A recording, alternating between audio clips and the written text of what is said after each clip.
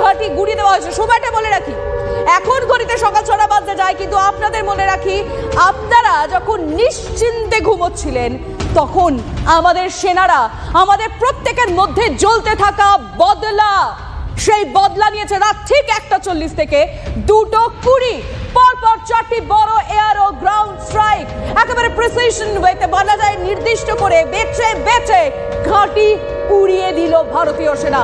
আর রাতভর একাধিক প্রত্যাঘাত হয় পাক জঙ্গি ঘাঁটিতে, পরপর অভিযান চালিয়ে জঙ্গি হামলার প্রতিশোধ ভারতের। আমরা গোটা দেশ চাইছিলাম এই বদলা, গোটা দেশ, আমাদের প্রত্যেকের মধ্যে এই আগুনটাই জ্বলছিল, যে আগুনটা আজ পাকিস্তান।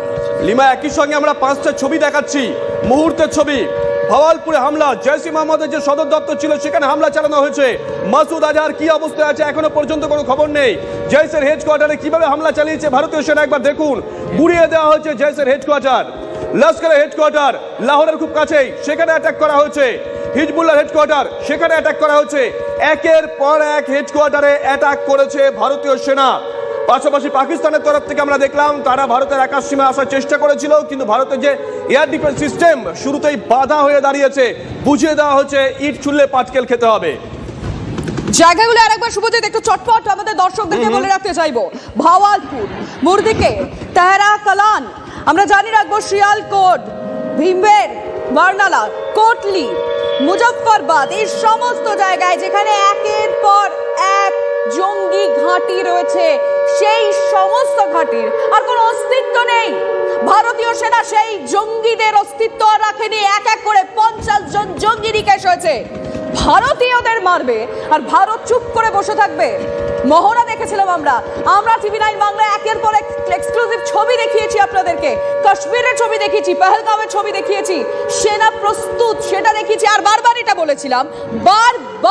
বলেছিলাম যে কোনো সময় প্রত্যাঘাত হবে, যে কোনো মুহূর্তে পাকিস্তানকে দুর্মুশ করে দেবে। দুশ্মনকে সরানোর জন্য ভারতীয় সেনা সব দিক থেকে প্রস্তুত ছিল, কি আকাশ, কি স্থল, কিংবা জল, নৌবাহিনী থেকে শুরু করে এয়ার ডিফেন্স সিস্টেম, সমস্ত কিছু একেবারে প্রস্তুত ছিল। আর এই স্ট্রাইকের অপেক্ষাই তো করছিল গোটা দেশ, এই স্ট্রাইকের অপেক্ষা, এই বদলার অপেক্ষাই তো শুভজিৎ করছিল গোটা দেশ। একদমই, গতকাল রাত 8টা থেকে দফায় দফায় প্রধানমন্ত্রী নরেন্দ্র মোদী একাধিক বৈঠক করেছেন, 12টা বৈঠক করেছেন পরপর। গতকাল রাত 8টার পর থেকে তিনি ওয়ার রুমে বসে পুরো বিষয়টা মনিটর করছেন। দিল্লির এই মুহূর্তের কি আপডেট? জ্যোতির্ময় আমাদের সঙ্গে রয়েছেন, আমাদের সহকর্মী। জ্যোতির্ময়, দিল্লির কি খবর?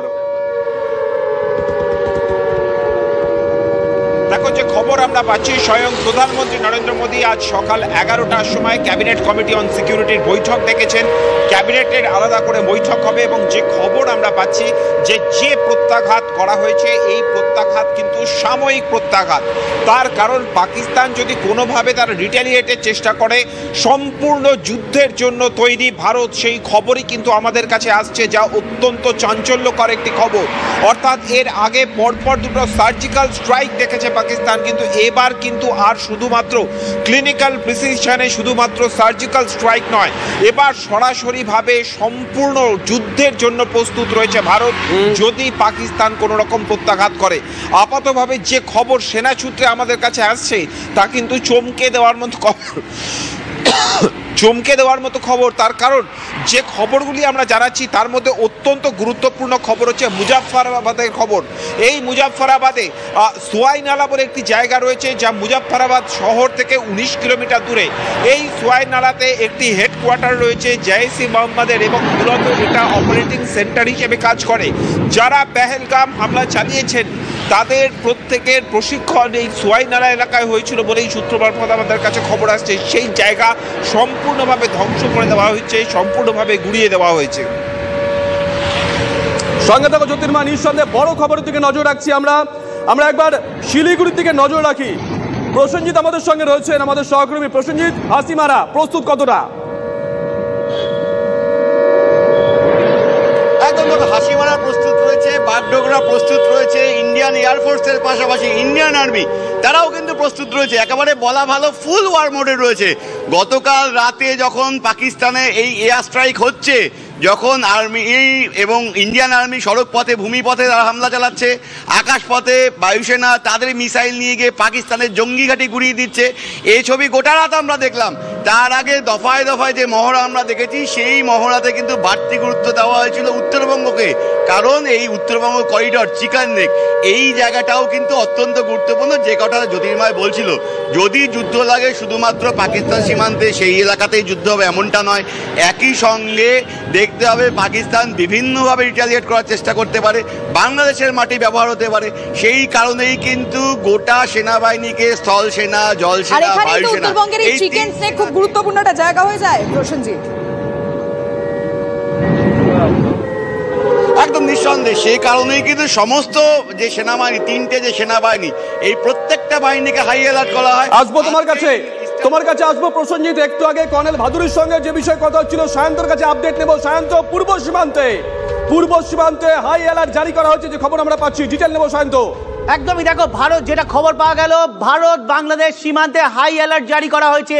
বিএসএফ এর তরফে বিভিন্ন সীমান্তে বাড়তি বাহিনী মোতায়েন করা হয়েছে, কারণ কোথাও মনে করা হচ্ছে যে পাকিস্তানের এখন সব থেকে কাছের বন্ধু পাকিস্তান, বাংলাদেশ, আর বাংলাদেশের জামাত জঙ্গিরা কোনো এই ধরনের অ্যাটাক যেটা প্রত্যাঘাত করা হয়েছে তার প্রতিশোধ নিতে এই জামাত জঙ্গিদের কাজে লাগাতে পারে পাকিস্তানের যারা যে জঙ্গি সংগঠনগুলি রয়েছে। সে কারণে বিএসএফ হাই অ্যালার্ট জারি করেছে, বিশেষ করে মায়ানমার, মিজোরাম, গুয়াহাটি সীমান্ত, এমনকি ওয়েস্ট বেঙ্গলের দক্ষিণবঙ্গ সীমান্তে হাই অ্যালার্ট জারি করা হয়েছে। একই সঙ্গে যেটা যারা বিএসএফ সূত্রে খবর, যে এই সীমা যেগুলো মূলত অরক্ষিত এলাকা, সেখানে ইতিমধ্যেই বাড়তি ফোর্স পৌঁছে গিয়েছে। সকাল ভোরে যেহেতু ভোর রাতে অ্যাটাক প্রত্যাঘাত করা হয়েছে, তার জন্য বাড়তি বোট নেমেছে নদীতে। হাই অ্যালার্ট জারি করা হলো, অত্যন্ত গুরুত্বপূর্ণ খবর। অর্থাৎ বাংলাদেশ পূর্ব সীমান্ত, পশ্চিম সীমান্ত যখন প্রত্যাঘাত করা হচ্ছে, পূর্ব সীমান্তে কোনো রকম খামতি রাখতে নারাজ বিএসএফ বা কেন্দ্রীয় স্বরাষ্ট্র মন্ত্রক। আর সেই কারণে এই যে 4096 কিলোমিটার বাংলাদেশ সীমান্ত রয়েছে, এখানে বাড়তি বাহিনী নিয়ে মোতায়েন করা হলো এবং হাই অ্যালার্ট জারি করা হলো। শুভজিৎ, সঙ্গে থাকুন। অবসরপ্রাপ্ত এই মুহূর্তে আমাদের সঙ্গে রয়েছেন দ্বৈপায়ন বিশ্বাস রয়েছেন আমাদের সঙ্গে। দ্বৈপায়ন বাবু, একদম সরাসরি যে প্রশ্নের দিকে আমরা চলে যাচ্ছি, বা এই মুহূর্তে দাঁড়িয়ে গোটা দেশ যে বদলার অপেক্ষা করছিল, সেই বদলা কি নেওয়া গেল? এখন তো সবে শুরু, খুবই প্রিম্যাচিওর কন্ডিশনে আছে। সবে ফার্স্ট এয়ার স্ট্রাইক এবং বিভিন্ন জায়গায় হামলা শুরু করেছে ভারতের তরফ থেকে। এরপরে পরবর্তী পরিস্থিতিতে পাকিস্তানের কি রিয়াকশন হয় তার উপরে পরিস্থিতি বিচার করে বলা যাবে যে ভবিষ্যতে কি হতে চলেছে। আপাতত যেটা দেখতে পাচ্ছি, যে হামলা যেটা হয়েছে তাতে মনে হচ্ছে যথেষ্ট পরিমাণেই পাকিস্তানের এই যে পিওকে, এই ঘাঁটিগুলোকে ধ্বংস করে দেওয়া সম্ভব হয়েছে। একটা বিষয় আমরা খেয়াল করলাম, এই স্ট্রাইকের পর, এই প্রত্যাঘাতের পরে পাকিস্তানের তরফ থেকে দেখা গেল যে সেখানে বলা হচ্ছে, প্রধানমন্ত্রীর তরফে সেখান থেকে বলা হচ্ছে যে এবার পাল্টা বদলা নেওয়া হবে। সেক্ষেত্রে দাঁড়িয়ে আমাদের ভারতের তরফ থেকে সেই মুহূর্তে কি কি করণীয় হতে পারে? দেখুন, ভারতের তরফ থেকে যা যা করণীয় সেটা তো অলরেডি তিনটে উইং আছে আমাদের, আর্মি, নেভি, এয়ারফোর্স, তিনটে উইংই তৈরি আছে। তার সঙ্গে প্যারামিলিটারি ফোর্সেস সবাই তৈরি আছে। তার সঙ্গে কি ধরনের হামলা পাকিস্তান প্রত্যাঘাত করতে চাইছে তার উপর ডিপেন্ড করছে, ভারতের কি রিয়াকশন হবে সেটা তার উপর ডিপেন্ড করছে। তো এই মুহূর্তে আমরা স্পেকুলেট না করাই ভালো। নাগরিক হিসেবে আমাদের তৈরি থাকতে হবে, যা হয়তো কনভেনশনাল কোনো যুদ্ধ যদি শুরু হয় সেক্ষেত্রে দীর্ঘমেয়াদীও হতে পারে, এর জন্য আমাদের তৈরি থাকতে হবে। দ্বৈপায়ন বাবু, শুভজিৎ রয়েছি। দ্বৈপায়ন বাবু, তুরস্কর তরফ থেকে দেখছি পাকিস্তানকে সাপোর্ট করা হয়েছে। আমি সরাসরি জানতে চাইছি, এখানে যদি আগামী দিনে একটা যুদ্ধ হয়, সেখানে ইসলামিক স্টেট তারা কতটা পাকিস্তানকে সাপোর্ট করবে? যদিও তাদের অধিকাংশ কিন্তু ইতিমধ্যেই ভারতের পাশে আছে, একটা বার্তা দিয়েছে। দেখুন, যতটা আন্তর্জাতিক রাজনীতি আমার জানা আছে তাতে আমার মনে হয় তুরস্ক একটা আইসোলেটেড ঘটনা। আমার মনে হয় না অন্য কোন ইসলামিক স্টেট সেইভাবে সাপোর্ট করবে পাকিস্তানকে। বাংলাদেশ, চীন? বাংলাদেশ রিসেন্টলি যাতে যে ডেভেলপমেন্ট তাতে মনে হয় সাপোর্ট করার সম্ভাবনা আছে। চীন তো আছেই, চীন সাপোর্ট করবে হয়তো। কিন্তু প্রত্যক্ষভাবে নয়। চীনের ক্ষেত্রে প্রত্যক্ষ হবে না, বাংলাদেশের ক্ষেত্রে প্রত্যক্ষ সাপোর্ট হয়তো হবে না, পরোক্ষভাবে করতে পারে। আর যদি বিশ্বের কথা বলি, বিশ্বের রাষ্ট্রদশ শক্তি যারা যারা আছে তাদের পরোক্ষ সাপোর্ট, অন্তত পরোক্ষ সাপোর্ট আমার মনে হয় যে সুপার পাওয়ার যারা আছে তারা কেউই পরোক্ষ সাপোর্ট পাকিস্তানকে করবে না, এই মুহূর্তে নয়। দৈবামবাবু, আরেকটা বিষয়, এখনো পর্যন্ত আমাদের কাছে যা খবর তাতে 9টা জঙ্গি ঘাঁটি গুড়িয়ে দেওয়া হয়েছে, রাত 1:40 থেকে 2:20 মধ্যে পরপর স্ট্রাইক করা হয়েছে। গোটা বিশ্বের কাছেও তো এটা একটা শিক্ষণীয় বিষয়, এইটুকু সময়ের মধ্যে এতগুলো জঙ্গি ঘাঁটি গুড়িয়ে দেওয়া। ডেফিনেটলি এটা একদম কমেন্ডেবল একটা বদলা নেওয়া হয়েছে। এই ধরনের বদলা এর আগে কোনোদিন ভারতীয় সেনা নেয়নি, আমি অন্তত আমার ব্যক্তিগত প্রফেশনাল জীবনে কখনো দেখিনি। এটা অত্যন্ত কমেন্ডেবল জিনিস এবং আমরা সবাই অ্যান্টিসিপেট করেছিলাম, কিন্তু কখনোই ভাবিনি এত দ্রুত একটা অ্যাকশন নেওয়া হবে। ভারতের এয়ার ডিফেন্স সিস্টেম সম্পর্কে যদি একটু বলেন। আমি স্টাডি করছিলাম, ডিআরডিওর পৃথিবী রয়েছে, আরো অনেক কিছু রয়েছে, প্রজেক্ট কুষা রয়েছে, এই বিষয়গুলো সম্পর্কে যদি একটু বলেন, কারণ যে কোনো সময় কেউ শত্রুপক্ষ প্রত্যাঘাত করলে এয়ার ডিফেন্স সিস্টেমকে তার ইতিবাচক ভূমিকা পালন করতে হয়। আপনি যে নামগুলো করলেন তার সঙ্গে S-400 আছে ভারতের কাছে। এয়ার ডিফেন্স সিস্টেম সম্বন্ধে ভারতবর্ষের আমাদের যে এয়ার ডিফেন্স সিস্টেম সেটা কোয়াইট ক্যাপেবল, যে বাইরের দিক থেকে অ্যাটলিস্ট পাকিস্তানের মতো কান্ট্রি এয়ারে স্ট্রাইক করলে সেটাকে আঘাত প্রত্যাঘাত করার মতো এবং সেটাকে রুখে দেওয়ার মতো ক্ষমতা ভারতের এয়ার ডিফেন্স সিস্টেমে যথেষ্ট আছে। লিমা, যখন এয়ার ডিফেন্স সিস্টেম নিয়ে কথা হচ্ছে, কতগুলো তথ্য চট করে দিয়ে রাখি, যেটা দৈপায়ন বাবু বলছিলেন যে S-400 S-400 রাশিয়া থেকে উৎপত্তি, 400 কিলোমিটার পর্যন্ত বিস্তৃত, নিঃসন্দেহে বিরাট অস্ত্র ভারতের এয়ার ডিফেন্স সিস্টেমের ভান্ডারে। আকাশ রয়েছে, আকাশ NG রয়েছে যেটা ডিআরডিও তৈরি করেছে, বারাক 8 রয়েছে, ভারত ইসরায়েল যৌথ উদ্যোগে যেটা তৈরি হয়েছিল, স্পাইডার রয়েছে ইসরায়েলের কাছ থেকে নেওয়া, ইগলা S রয়েছে রাশিয়ার কাছ থেকে নেওয়া, প্রজেক্ট কুষা রয়েছে ভারতের ডিআরডিও তৈরি করেছে, এবং পৃথিবী রয়েছে ভারতের ডিআরডিও তৈরি করেছে। এয়ার ডিফেন্স সিস্টেম, সায়ন্ত তুমি বলছিলে একটু আগে, একটাই কথা, এয়ার ডিফেন্স সিস্টেম। দুদিন আগে পাকিস্তানের এয়ার ডিফেন্স সিস্টেম নিয়ে রীতিমতো হাসাহাসি হয়েছিল, কারণ চীন থেকে যেটা পেয়েছে সেটা শুরুই করতে পারলো না। অথচ ভারতের এয়ার ডিফেন্স সিস্টেম কতটা শক্তিশালী সেটা কিন্তু এই প্রত্যাঘাত এবং পাল্টা যখন আক্রমণ এলো সেই সময় কিভাবে রুখে দিল ভারতের আকাশের সুরক্ষিত ব্যবস্থা, সেটা কিন্তু বুঝিয়ে দিল।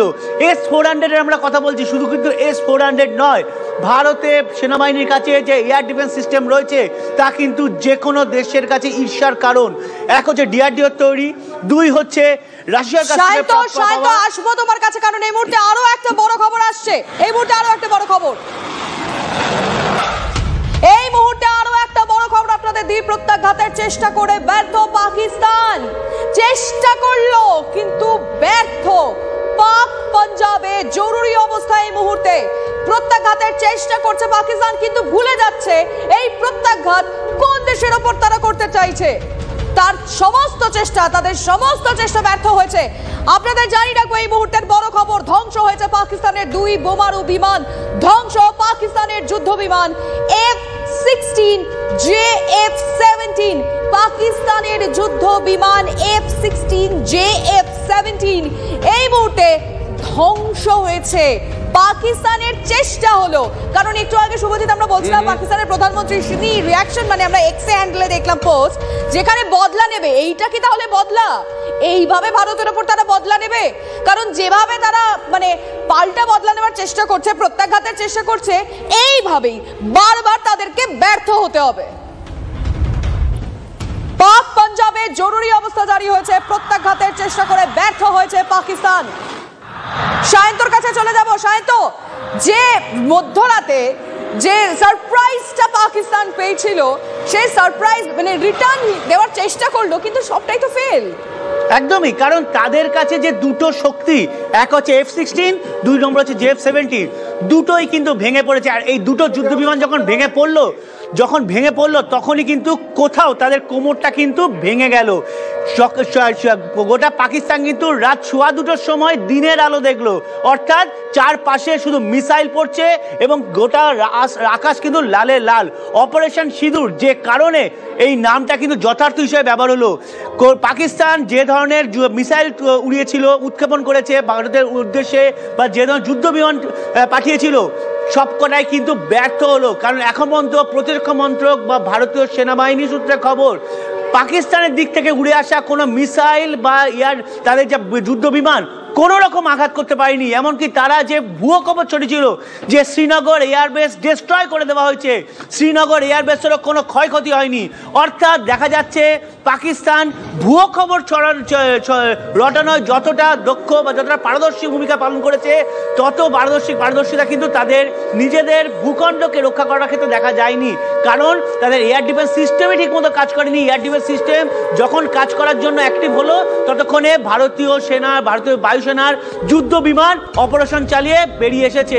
এমনকি যেটা আমরা কয়েকদিন ধরেই বলছিলাম যে ভারতীয় সেনাবাহিনীকে পাকিস্তান ভূখণ্ডে ঢুকতেই হবে না, এমন কিছু অস্ত্র, এমন কিছু মিসাইল রয়েছে যেগুলো নির্দিষ্ট লক্ষ্যমাত্রাকে নির্ভুলভাবে আঘাত করতে পারে। সেটাও কিন্তু আজকে হয়েছে। পাকিস্তানের তরফে যে বিবৃতি দেওয়া হয়েছে সেখানে কিন্তু একটা জিনিস বলা হয়েছে যে ভারতীয় সেনা ভূখণ্ডে আমাদের সামরিক দিক থেকে এবং এই সমস্ত সামরিক শক্তির টেকনোলজিও এতটা অ্যাডভান্স, এতটা বোকামি পাকিস্তান করলো কিভাবে?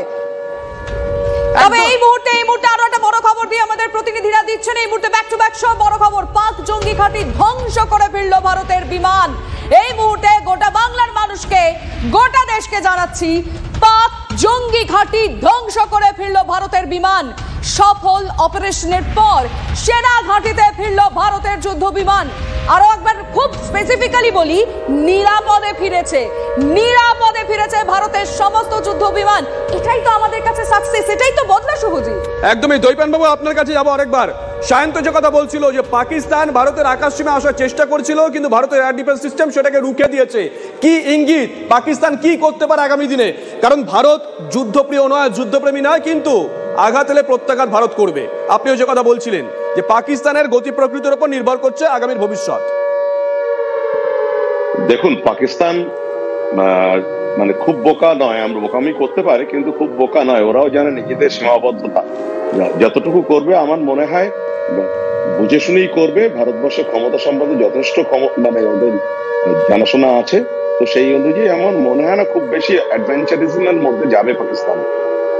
মানে এখন যে অবস্থা তাতে বলছেন খুব একটা বাড়াবাড়ি করবে না আর কি। আমার যতদূর ধারণা খুব একটা বাড়াবাড়ির মধ্যে যাবে বলে মনে হয় না। চেষ্টা করবে খানিকটা যেতে, কিন্তু মানে সেটা সফল হবে না। যদি চেষ্টা করে তাহলেও সেটা সফল হবে না। বেশ, সঙ্গে থাকুন। প্রসেনজিতের কাছে আরো একবার যাব। প্রসেনজিৎ, তুমি যে কথা বলছিলে যে প্রস্তুত ভারতীয় বায়ুসেনা প্রস্তুত রয়েছে, হাসিমারা প্রস্তুত রয়েছে,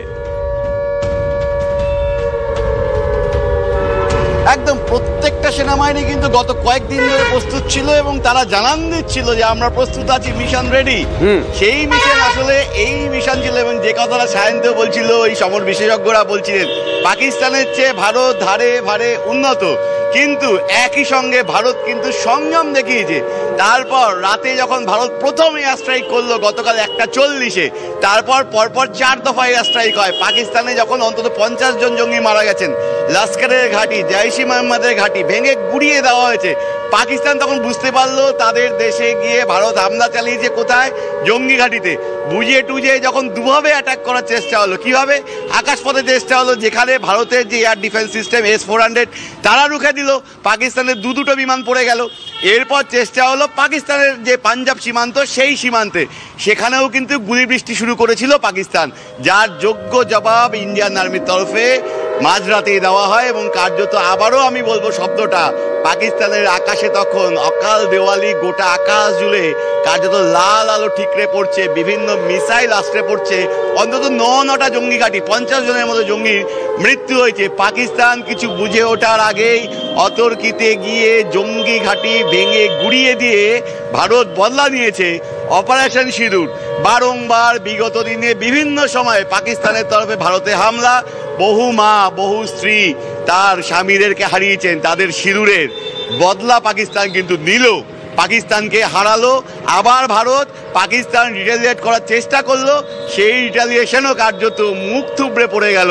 অন্তত দুটো বিমান পাকিস্তানের কার্যত ভেঙে গুড়িয়ে দিয়েছে ভারতের এই ডিফেন্স সিস্টেম। আজ সকাল 11টা নাগাদ প্রধানমন্ত্রী ক্যাবিনেট বৈঠক ডেকেছেন, সেখানেই কিন্তু বিস্তারিত জানাবেন এবং গোটা দেশবাসীর কাছে আজকে কিন্তু সকালবেলাটা একদম অন্যরকম সকাল।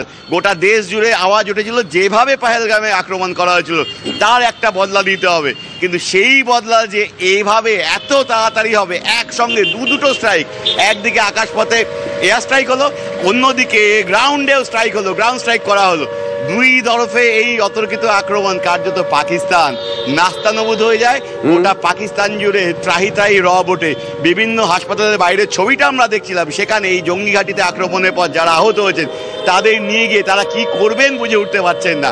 পাকিস্তান যদি আবারও চেষ্টা করে তাতেও কিন্তু ভারত বুঝিয়ে দিল যে পাল্টা রিটালিয়েশন ভারত করবে। ভারত সর্বতভাবে প্রস্তুত, প্রত্যেকটা বাহিনীকে প্রস্তুত রাখা আছে। ভারতীয় বায়ুসেনা বিভিন্ন জায়গায় যেখানে যেখানে তাদের বিভিন্ন আর্টিলারি ইনস্টলেশন রয়েছে প্রত্যেকটিকে অ্যাক্টিভ মোডে রাখা হয়েছে এবং জানিয়ে দেওয়া হয়েছে পাকিস্তান কোনোভাবে যদি বদলার চেষ্টা করে পাল্টা কিন্তু ভারত জবাব দেবে। কারণ ভারত কোথাও গিয়ে পাকিস্তান আর্মিকে অ্যাটাক করেনি, ভারত বেছে বেছে 9টি জঙ্গি ঘাঁটিকে অ্যাটাক করেছে যেখান থেকে ভারতের বিরুদ্ধে নানা পদক্ষেপ করা হতো। লস্করের ঘাঁটি, জৈশের ঘাঁটি, মাসুদ আজহারের মতো কুখ্যাত জঙ্গি, তার ঘাঁটি ভেঙে গুড়িয়ে একেবারে তছনছ করে দেওয়া হয়েছে ভারতের। প্রসেনজিৎ, তোমাকে একটু থামাচ্ছি। এই মুহূর্তে সোশ্যাল মিডিয়া একটা ছবি নজরে আসছে।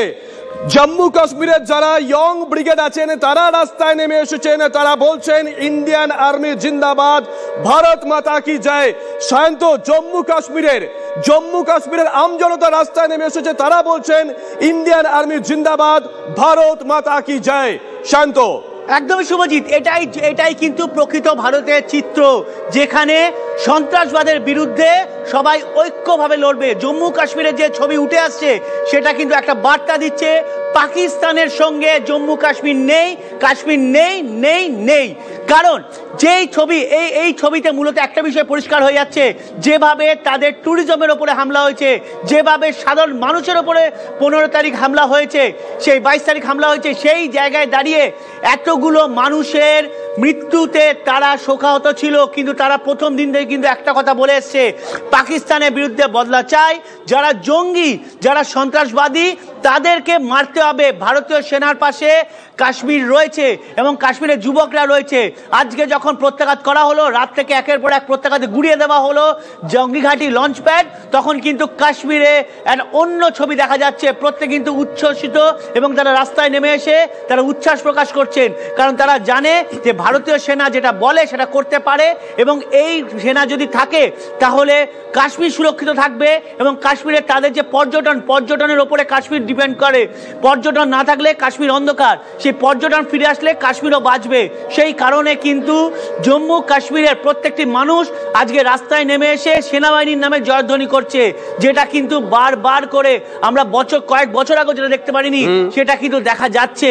কারণ সেনাবাহিনীর প্রত্যাঘাত জঙ্গিদের ঘাঁটিতে হয়েছে, জঙ্গিদের একদম সেই শিকড়ে হয়েছে যেখান থেকে তারা বেড়ে উঠছে এবং কাশ্মীরের মানুষ কিন্তু এটাই চেয়েছিল পেহেলগাঁওয়ের নারকীয় হত্যাকাণ্ডের পর।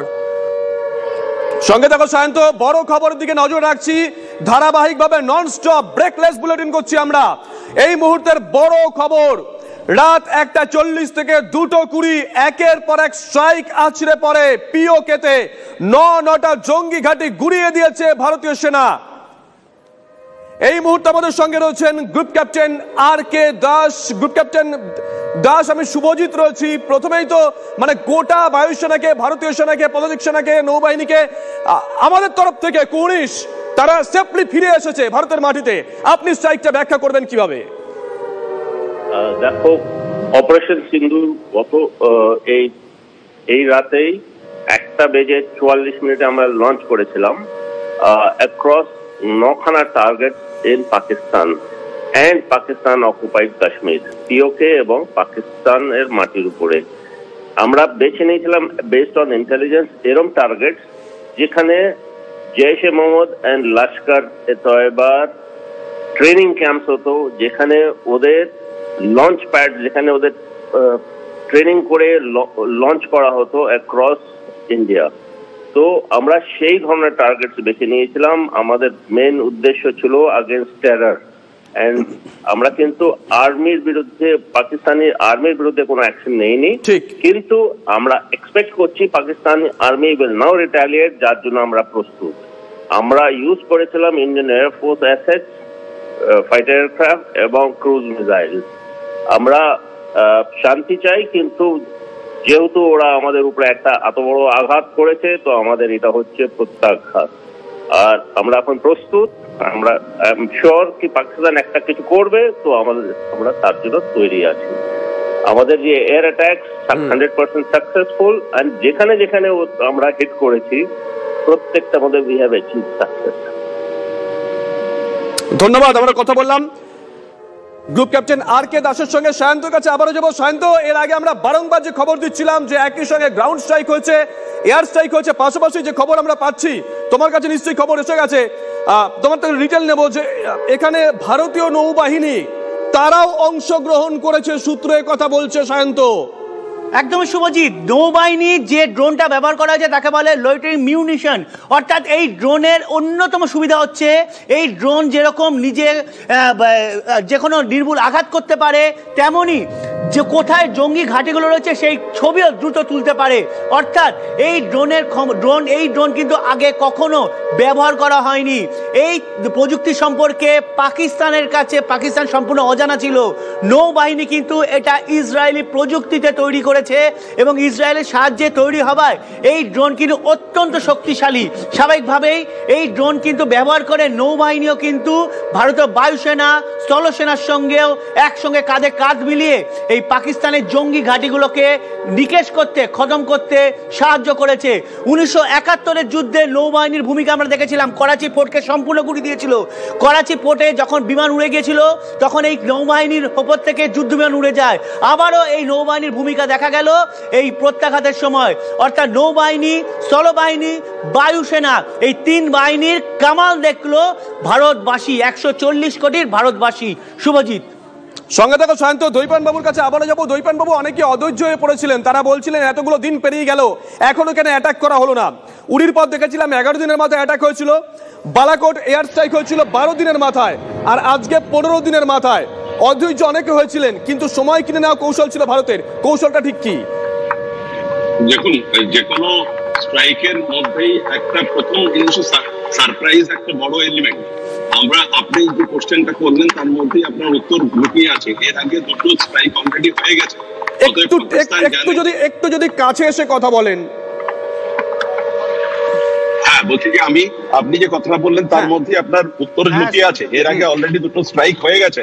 তো ভারতবর্ষকে সারপ্রাইজ এলিমেন্ট যদি রাখতে হতো তাহলে এই সময়টা দিতেই হতো। তো সেই জন্যই হয়তো এই ডিলেটা হয়েছে। এবং কখন কিভাবে হবে এই জিনিসটা যদি আগের থেকেই পাকিস্তান অ্যান্টিসিপেট করে নেয় তাহলে তো তার প্রত্যাঘাতটা তারাও তো প্রিপারেশন নেবে। তো সেই জন্যই এই ডিলেটা হয়েছে। এই নিয়ে আমরা সবাই জানতাম যে হবে এয়ার স্ট্রাইক বা যে কোনো স্ট্রাইক হবে, কিন্তু কখন হবে সেটা সেনাবাহিনী ঠিক করবে। স্বয়ং প্রধানমন্ত্রীও সেই লিবার্টিটা সেনাবাহিনীকে দিয়েছিলেন। দৈপান বাবু, একটা যুদ্ধের বা একটা আক্রমণের অনেকগুলো দিক থাকে। একটা সাইকোলজিক্যাল ব্যাপার থাকে, একটা ডিরেক্ট স্ট্রাইক থাকে, যে স্ট্রাইকটা হলো একটা কূটনৈতিক স্তরে থাকে, ডিপ্লোম্যাটিক স্ট্রাইক। এই 15 দিন ধরে ভারত সরকার যে পদক্ষেপগুলো নিয়েছে সেগুলোকে আপনি কিভাবে দেখছেন? মানে সেগুলো তো একটা স্ট্রাইকের অংশ। অবশ্যই আপনি যে কোনো স্ট্রাইক করার আগে প্রথম কথা যেটা হচ্ছে ডিপ্লোম্যাটিক চ্যানেল। সমস্ত বন্ধু দেশ এবং যে যে দেশগুলো নিউট্রাল থাকতে পারে, যে দেশগুলো সরাসরি পাকিস্তানের সঙ্গে সাপোর্টে থাকতে পারে, বা যে কান্ট্রিগুলো সরাসরি ভারতবর্ষের সঙ্গে সাপোর্ট থাকতে পারে, সমস্তগুলো একসাথে তাদের সঙ্গে কথাবার্তা বলে এবং তাদের সাপোর্ট গুলো এবং তারা যাতে ভারতবর্ষের সঙ্গে থাকে এগুলোকে এনশিওর করা প্রথম কথা। এবং তারপরে হচ্ছে সামরিক বাহিনী